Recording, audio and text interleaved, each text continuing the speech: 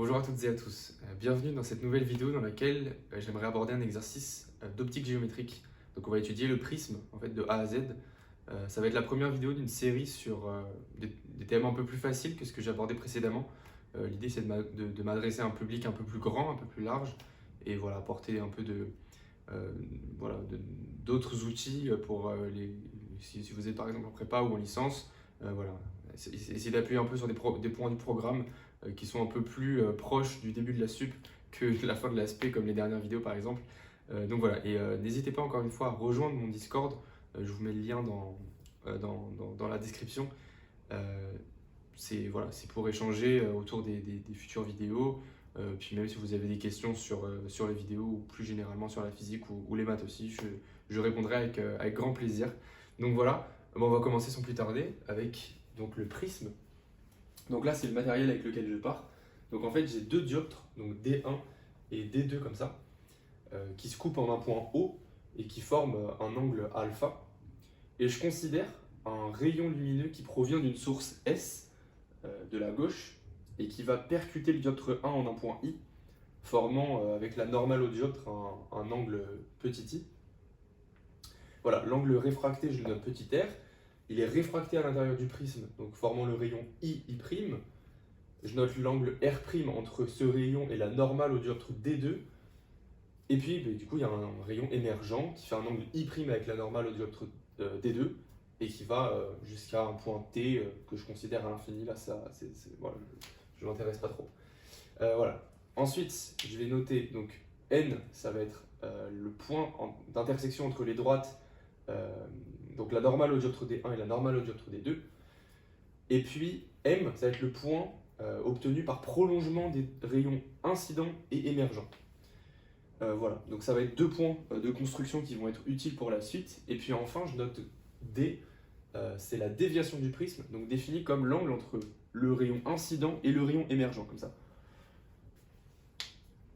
Alors, première question, montrer que alpha est égal à R plus R' et D est égal à I plus I' moins alpha. Alors, pour démontrer la première relation du prisme, je vais utiliser le point de construction N. Et en fait, je l'ai écrit ici, mais je vais le justifier rapidement. En fait, l'angle alpha ici, on le retrouve là, puisque en fait, on a une droite ici qui est normale au dioptre D2, une droite ici qui est normale au dioptre D1. Et donc, quand je fais le prolongement de ces deux-là, on va retrouver l'angle alpha ici. Donc, cet angle ici, je ne vais pas écrire, mais cet angle-là, c'est pi moins alpha, de fait. Et du coup, maintenant, il ne me reste plus qu'à écrire. Donc, je regarde dans le triangle IN, I'. Et j'écris en fait que la somme des angles vaut 180 degrés, tout simplement. Pi moins alpha plus R' égale à pi. Je simplifie par pi et je passe alpha de l'autre côté. Et ça me donne bien que alpha égale à R plus R'. Alors, pour la deuxième relation du prisme, en fait, on va utiliser à peu près la même chose. Je retrouve l'angle D ici. Et en fait, maintenant, je vais juste devoir appliquer donc, la même relation, comme quoi la somme des angles dans un triangle fait 180 degrés, mais cette fois-ci dans le triangle IMI'. IMI', alors qu'est-ce que j'ai? Ici, j'ai pi moins D. Ici, j'ai I moins R, puisque I, je le retrouve en fait l'angle entre, je ne sais pas si ça va être très clair, mais cet angle tout ici, là, c'est I. Et moi, maintenant, je m'intéresse à cette partie-là, et c'est I moins R. Faites un grand schéma et vous vous en convaincrez aisément. Et de même, cet angle ici, ça va être I' moins R'. Autrement dit, dans ce triangle-là, j'ai que pi moins D plus I moins R plus I' moins R' égale à pi. Je remets tout de l'autre côté, plutôt, je simplifie par pi, je passe D de l'autre côté et je me rappelle que alpha c'est R plus R', et du coup j'obtiens bien que D c'est I plus I' moins alpha. Alors maintenant on va établir une condition d'émergence du rayon I'T. Pour ça je note θ, l'angle tel que sinus θ c'est 1 sur n, où n inférieur à 1 c'est l'indice optique du prisme. Je voudrais montrer que l'émergence du rayon I'T n'est possible que si I appartient à l'intervalle I0 pi sur 2, où I0 c'est un angle, et on exprimera cet angle plutôt on exprimera son sinus en fonction de n, alpha et θ. Et je voudrais aussi montrer que l'émergence d'un rayon I'T, ça implique que alpha est inférieur à 2θ. Voilà, donc ça c'est la question, plutôt les questions. Je vous laisse réfléchir un petit peu comme d'habitude et puis on va écrire tout de suite la correction. Alors pour que le rayon émergent puisse exister, il faut que R' est inférieur à une certaine valeur R' limite, où cette valeur-là, elle est donnée par la loi de Snell-Descartes portant sur la réfraction. En fait, on a, dans le cas limite, sinus de I' limite, ça va être sinus de pi sur 2, dans mon cas limite. Ça va être n sinus R' limite. Ça fait 1. Et donc, j'ai que sinus de R' limite, c'est 1 sur n. Autrement dit, sinus de R' limite est égal à sinus θ. Et comme je regarde des angles entre 0 et pi sur 2, je peux dire que R' limite, c'est égal à θ. Donc, il existe un rayon émergent implique que R' est inférieur à θ. Voilà, c'est un premier résultat qu'on a. Alors ensuite, je me rappelle de la première relation du prisme. Or, alpha, c'est R plus R'. Donc R', c'est alpha moins R. Et je me retrouve avec la condition que alpha moins R est inférieur à θ. Autrement dit, R est supérieur à alpha moins θ. Et encore une fois, comme R est compris entre 0 et pi sur 2, le sinus est croissant sur cet intervalle, donc j'ai que sinus R est supérieur à sinus de alpha moins θ. Je multiplie par n des deux côtés et j'utilise la loi de Snell-Descartes sur la réfraction pour obtenir finalement que sinus I, donc ça qui est égal à n sinus R, c'est supérieur à n sinus alpha moins θ. Et je vais appeler ça sinus de un certain angle I0. Et encore une fois, comme je regarde des angles entre 0 et pi sur 2, j'ai bien que I supérieur à I0. Et I inférieur à pi sur 2. I inférieur à pi sur 2, en fait, pour que le rayon puisse rentrer dans le prisme, tout simplement. Donc voilà. Alors, l'existence d'un rayon émergent implique que I est compris entre I0 et pi sur 2. Alors maintenant, on peut aussi regarder donc, la deuxième condition, le fait que alpha soit inférieur à 2θ. Alors j'ai effacé ce que j'avais écrit à la fin et je repars juste de cette ligne-là. Je vais garder que alpha moins R est inférieur à θ et je vais écrire que alpha est inférieur à θ plus R. Or, I est inférieur à pi sur 2, comme on l'a dit tout à l'heure, pour que le rayon puisse rentrer dans le prisme. Donc ça implique, par croissance du sinus sur 0 pi sur 2, que sinus I égale n sinus R est inférieur à 1. Là, j'ai utilisé la loi de Descartes sur la réfraction. Autrement dit, sinus R est inférieur à 1 sur n, qui vaut par définition sinus θ. Et une dernière fois, comme je regarde des angles entre 0 et pi sur 2, ça, je peux dire que R est inférieur à θ.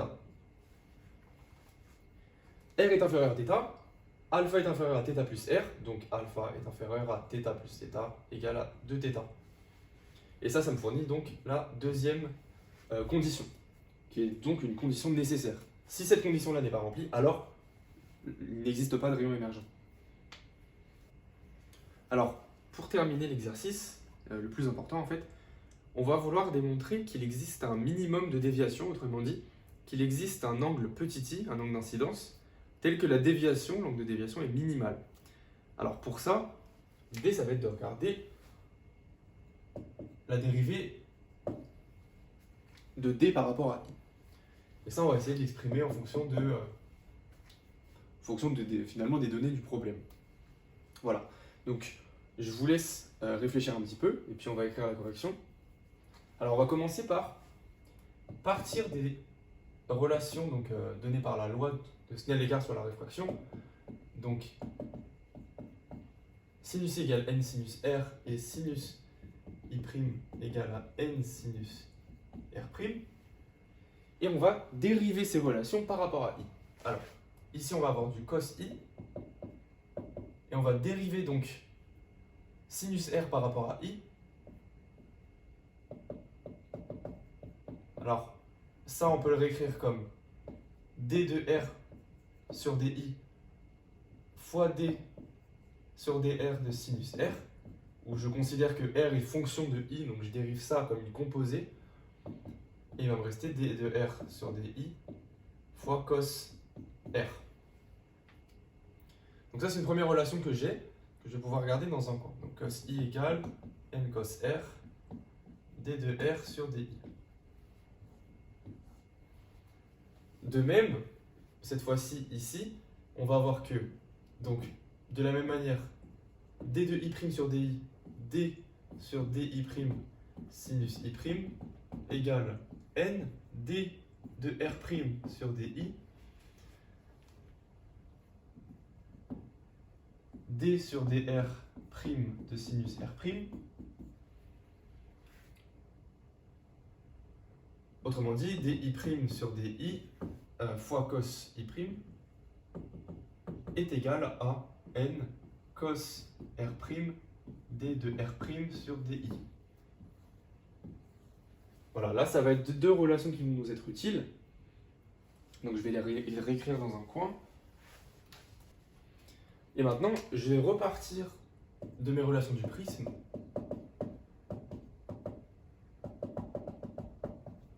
Et je vais venir tout simplement les dériver par rapport à I. Alors alpha, c'est une constante du problème.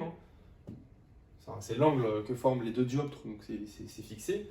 Donc je vais avoir, si je dérive la première ligne par rapport à I, 0 égale à dr sur dI plus dr' sur dI. La deuxième ligne, ça va me donner d de grand D sur dI égale dI sur dI, ça va être 1, plus dI' sur dI plus 0. Voilà, ça c'est vraiment en dérivant par rapport à I les relations du prisme. Et maintenant, en fait, je vais pouvoir réutiliser ce que j'ai ici. Pourquoi? Parce que je vais écrire que dI' sur dI, ça va être n cos R' sur cos I' fois dR' sur dI. Je vais utiliser cette relation-là, la deuxième qu'on a écrite. Ensuite, je vais utiliser, pour me ramener à du dr sur dI, cette relation-là, qui me dit que ça, c'est égal à moins dr sur dI. Donc là, j'ai du 1 plus n cos R' sur cos I' fois moins dr sur dI. Et dr sur dI, c'est cos I sur n cos R. Donc ça, enfin, je peux le réécrire comme... Et voilà, la dérivée de d par rapport à I, 1 moins cos R' cos I sur cos I' cos R. Et maintenant, je vais regarder une condition sur I qui annule en fait la dérivée de grand D par rapport à I. Alors, annuler cette dérivée-là, en fait, ça revient à dire que le numérateur de cette fraction est égal au dénominateur. Ça fait 1, 1 moins 1, ça fait 0. Donc, l'annulation de la dérivée, ça implique que cos R' cos I est égal à cos I' fois cos R.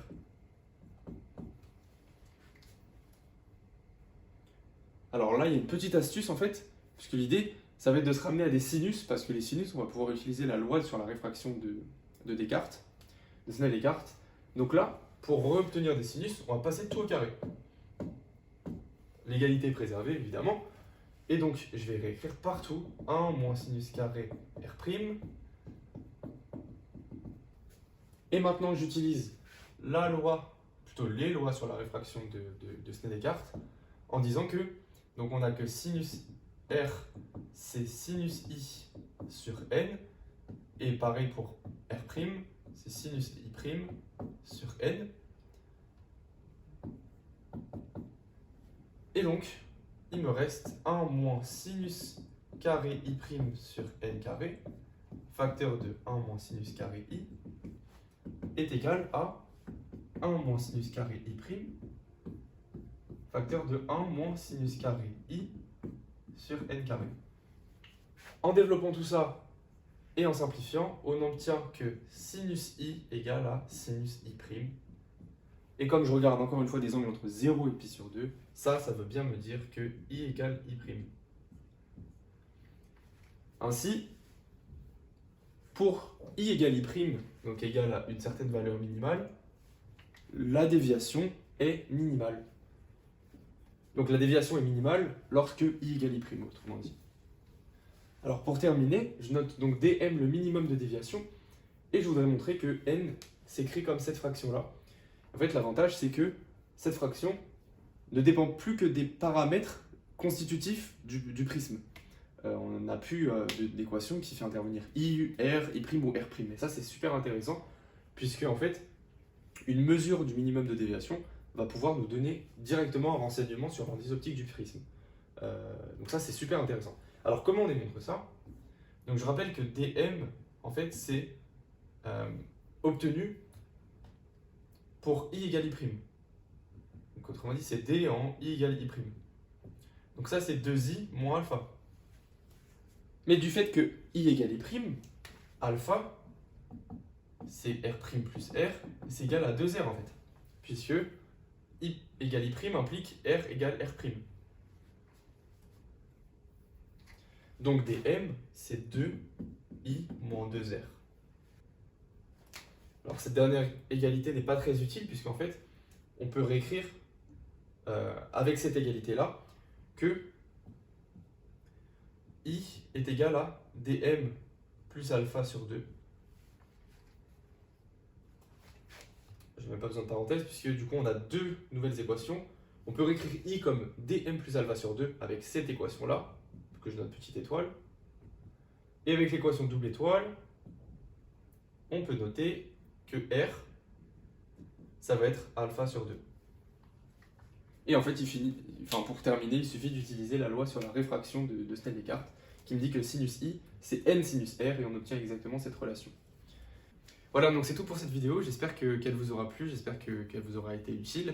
Voilà, si vous avez des suggestions pour d'autres vidéos, n'hésitez pas à me rejoindre sur Discord, et puis moi je vous dis à la prochaine pour une nouvelle vidéo.